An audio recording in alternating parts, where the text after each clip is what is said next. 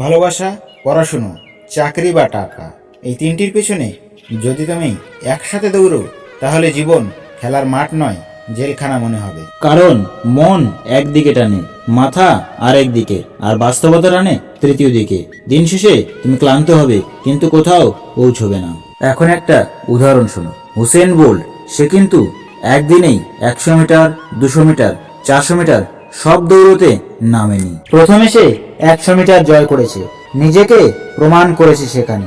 তারপর ধীরে ধীরে গেছে 200 মিটার, আর তারপরে 400 মিটারের দিকে। এখন ভাবো, তাকে যদি বলা হতো তুমি একই গতিতে, একই স্পিডে 100 মিটার, 200 মিটার, 400 মিটার দৌড়বে, তাহলে কি সে পৃথিবীর দ্রুততম মানুষ হতে পারত?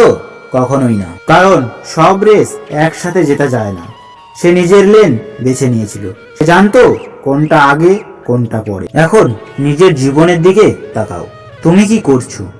একসাথে ভালোবাসা সামলাতে চাইছো, পড়াশোনার সেরা হতে চাইছো, চাকরির চাপ নিচ্ছ, আর টাকার টেনশনে রাতে ঘুম হারাচ্ছ। ফলাফল, চাপ, ভয়, হতাশা।